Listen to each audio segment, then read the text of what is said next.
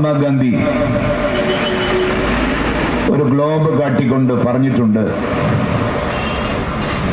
ഇതിലേക്ക് നോക്കിക്ക്, ഇത് ഈശ്വരൻ സൃഷ്ടിച്ച മട്ടിലായിരുന്നെങ്കിൽ ഇതിലാകെ ഒരൊറ്റ വരേ കാണത്തുള്ളൂ, കടലും കരയും. ഇത് കുത്തിവരച്ച് നാശമാക്കിയത് മനുഷ്യന്റെ അധിനിവേശമാണ്. ഒരുപക്ഷെ ഗ്ലോബിൽ ഭൂമിശാസ്ത്രപ്രകാരവും അല്ലാതെയും രാജ്യങ്ങളും സംസ്ഥാനങ്ങളും ഒക്കെ പുനർനിർണയിക്കപ്പെട്ട് അതിരുകളൊക്കെ സൃഷ്ടിക്കപ്പെട്ട ഒരു കാലത്തിന്റെ അധിനിവേശ സംസ്കാരത്തെ നോക്കിക്കൊണ്ടാണ് ഭാരതത്തിന്റെ രാഷ്ട്രപിതാവ് മഹാത്മാഗാന്ധി ഇങ്ങനൊരു അഭിപ്രായം രേഖപ്പെടുത്തിയത്. നിശ്ചയമായും ഒരു അധിനിവേശ സംസ്കാരം വല്ലാതെ ബാധിക്കുന്ന ഒരു കാലത്തിലാണ് ജീവിക്കുന്നത്. താല്പര്യങ്ങൾക്ക് വേണ്ടി, ചില നിക്ഷിപ്ത താല്പര്യങ്ങൾക്ക് വേണ്ടി മനുഷ്യൻ നിലനിൽക്കുന്നതാണ് ഏറെ ആപൽക്കരമായ കാര്യം.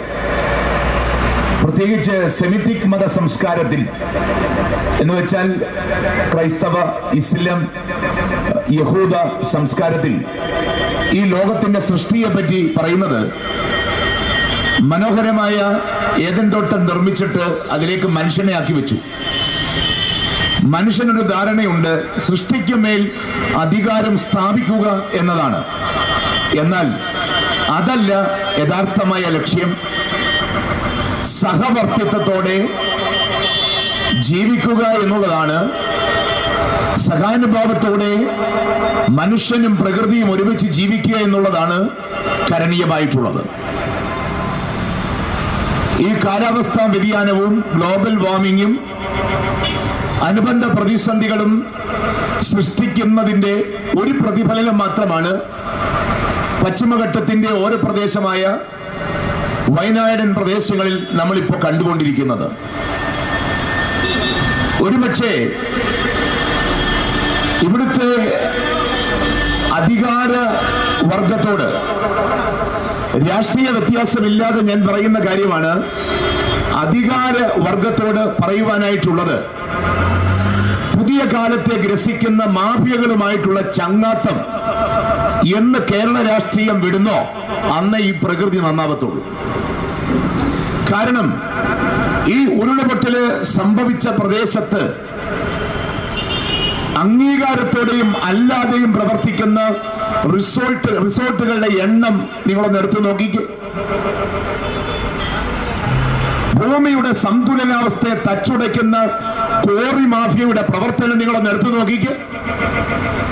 മരിച്ചു കഴിഞ്ഞ ഒരു ഓർമ്മ പ്രാർത്ഥന നടത്തുന്നതിലല്ല, ഒരു പ്രകൃതി ദുരന്തം ഈ മണ്ണിൽ സംഭവിക്കാതിരിക്കാൻ വേണ്ടിയുള്ള പ്രകൃതിയെ വീണ്ടെടുക്കുന്ന പ്രവർത്തനങ്ങൾക്കാണ് ഇത്തരം സംഘടനകൾ നേതൃത്വം വഹിക്കേണ്ടത്.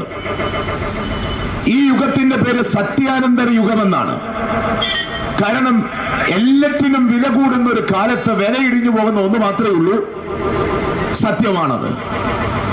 ആ സത്യത്തിന് വേണ്ടി നിലകൊണ്ട ഒരു ഗാന്ധിയൻ പ്രസ്ഥാനം എന്ന നിലയിൽ ഈ പ്രകൃതി സംരക്ഷണത്തിൽ ഈ സംഘടനയ്ക്ക് എത്രമാത്രം പ്രാധാന്യമുണ്ടെന്ന് തിരിച്ചറിഞ്ഞേ മതിയാകും. അതുകൊണ്ട് മാഫിയ സംസ്കാരത്തെ തിരിച്ചറിയണമെങ്കിൽ ഒരു സോഫിയ സംസ്കാരം ഉണ്ടാകണം. എന്താണ് സോഫിയ എന്ന് പറഞ്ഞാൽ?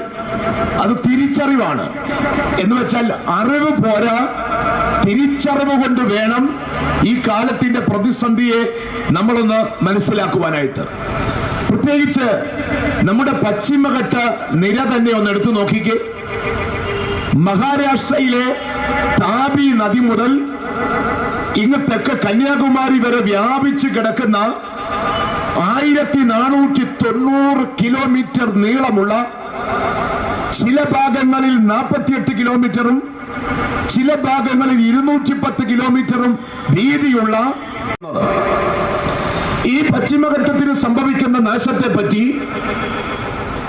അതായത് WGEEP വെസ്റ്റേൺ ഘാട്ട് ഒരു എക്സ്പെർട്ട് പാനലിലെ പരിസ്ഥിതി മന്ത്രാലയം നിയമിച്ചിരുന്നു. ആ കമ്മിറ്റിയുടെ അധ്യക്ഷൻ മാധവ് ഗാഡ്ഗിലായിരുന്നു. അദ്ദേഹം പറഞ്ഞു, മഹാദുരന്തം സംഭവിക്കാൻ പോകുന്നു. ഒരുപക്ഷെ ഞാനിത് പറയുമ്പോൾ നിങ്ങൾ എന്നെ നോക്കി ചിരിക്കും, അത് യുഗങ്ങൾക്ക് ശേഷമാണ് സംഭവിക്കുന്നതെന്ന്. അല്ല, വരുന്ന 5 വർഷത്തിനുള്ളിൽ പശ്ചിമഘട്ടത്തിൽ സംഭവിക്കുന്ന ജൈവമാറ്റത്തിന്റെ പ്രതിസന്ധി കേരള സമൂഹമല്ല, ഇന്ത്യയിലെ സമൂഹം അനുഭവിച്ചറിയുമെന്ന് പ്രവാചക മനസ്സോടെ വിളിച്ചു പറഞ്ഞപ്പോൾ സത്യാനന്തര യുഗത്തിൽ സത്യം പറയുന്ന മനുഷ്യരെ കൈകാര്യം ചെയ്യുന്ന ഒരു കാലഘട്ടത്തിന്റെ ഭാഗമായിട്ട് നമുക്കനുസൃതമായ ഒരു കോട്ട് തയ്ച്ചു കിട്ടാൻ വേറൊരു കമ്മിറ്റിയെ വെക്കണമെന്ന് ഒച്ചത്തിൽ പറഞ്ഞൊരു ലോകമുണ്ട്. അവിടെ നമ്മൾ നോക്കുന്നത് വോട്ട് ബാങ്കാണ്, അവിടെ നമ്മൾ നോക്കുന്നത് ജനകീയ പിന്തുണയാണ്. പക്ഷെ ഞാൻ ഓർത്തട്ടെ, പിറന്ന നാട് നഷ്ടപ്പെട്ടാൽ പിന്നെ എവിടെ പോയി വോട്ട് ചെയ്യാന്? ഇരിക്കുന്ന കൊമ്പ് മുറിക്കുന്ന പോഷന്റെ ചിത്രം വളരെ മനോഹരമായിട്ട് ഭാരത സംസ്കാരത്തിൽ വരച്ചു കാട്ടുന്നുണ്ട്. അതേ പ്രതിസന്ധിയാണ് ഇന്ന് നേരിട്ടുകൊണ്ടിരിക്കുന്നത്. നമ്മളൊന്ന് ഓർത്തു നോക്കിക്കേ, ഈ പശ്ചിമഘട്ടത്തിന്റെ ജൈവ വൈവിധ്യം എന്താണെന്നറിയാൻ? ഇന്ത്യയിലെ പുഷ്പിക്കുന്ന സസ്യങ്ങളിൽ 27% നിലനിൽക്കുന്ന പശ്ചിമഘട്ടത്തിലാണ്. അതായത് 4000 വെറൈറ്റി പുഷ്പിക്കുന്ന ചെടികളുള്ള കാടുകളാണ് പശ്ചിമഘട്ടം എന്ന് പറയുന്നത്. 645 തരം നിത്യഹരിത വൃക്ഷങ്ങൾ ഉൾപ്പെടുന്ന ഭൂപ്രദേശമാണത്. 645 ഇനം നിത്യഹരിത വൃക്ഷം, 682 ഇനം പായലുകൾ പശ്ചിമഘട്ടത്തിലുണ്ട്, 280 ഇനം വർണ്ണലതകൾ അവിടെയുണ്ട്, 1000-ൽ പരം പ്രാണികൾ വസിക്കുന്ന ആവാസ വ്യവസ്ഥയാണത്, 269 തരം ഉറുമ്പുകൾ അവിടെ വസിക്കുന്നുണ്ട്, 174 തരം തുമ്പികൾ അവിടെ വസിക്കുന്നുണ്ട്, 288 തരം മത്സ്യങ്ങൾ അവിടെയുണ്ട്, 500 തരം പക്ഷികൾ പശ്ചിമഘട്ടത്തിലുണ്ട്, 120 തരം സസ്തനികളുണ്ട്, 320 തരം ചിത്രശലഭങ്ങൾ ഉൾക്കൊള്ളുന്ന 29 വിഭാഗത്തിൽപ്പെട്ട ആദിവാസി വർഗം താമസിക്കുന്ന ജൈവ വൈവിധ്യം ഉൾക്കൊള്ളുന്ന മനോഹര പ്രദേശത്തിന്റെ പേരാണ് പശ്ചിമഘട്ടം എന്ന് പറയുന്നത്. ഈ തെക്കൻ ഭാരതത്തിന്റെ കാലാവസ്ഥയെ നിയന്ത്രിക്കുന്നത് മുഖ്യ പങ്ക് പശ്ചിമഘട്ടത്തിനാണുള്ളത്. കാരണം കേരളത്തിലേക്ക് ഒഴുകുന്ന 44 നദികളും സൗത്ത് ഇന്ത്യയിലെ പ്രധാന നദികളായ കാവേരിയും ഗോദാവരിയും കൃഷ്ണയും ഉൾപ്പെടെ വൈഗാ നദി ഉൾപ്പെടെ ഈ സൗത്ത് ഭാരതത്തെ ഹരിതാഭ അണിയിക്കുന്ന കാലാവസ്ഥാ നിയന്ത്രണത്തിന്റെ ഉജ്ജ്വല ഭൂമിയാണ് പശ്ചിമഘട്ടം എന്ന് പറയുന്നത്. കോറി മാഫിയയുടെ കൈകളിൽ എതിർക്കാൻ, അതിനെതിരെ പോരാടാൻ ധൈര്യമുണ്ടോ? ആ ധൈര്യം സംഭരിക്കുകയും ജനത്തെ അതിനുവേണ്ടി ആർജവത്വമുള്ളവരാക്കി തീർക്കുകയും ചെയ്യുക എന്നുള്ളൊരു ഉത്തരവാദിത്തമാണ്. അല്ലാതെ ദുരന്തം സംഭവിച്ചു കഴിയുമ്പോൾ കേരളത്തിന്റെ വിവിധ കോണുകളിൽ ഒരുമിച്ച് പ്രാർത്ഥിച്ചത് കൊണ്ട് മാത്രം ഈ പ്രതിസന്ധിക്ക് പരിഹാരമുണ്ടാകത്തില്ല. അതുകൊണ്ട് ജൈവ പരിശുദ്ധി ഭൂമിയുടെ വീണ്ടെടുക്കാനുള്ള ഏറ്റവും ശക്തമായ പ്രവർത്തനമാണ് വേണ്ടത്.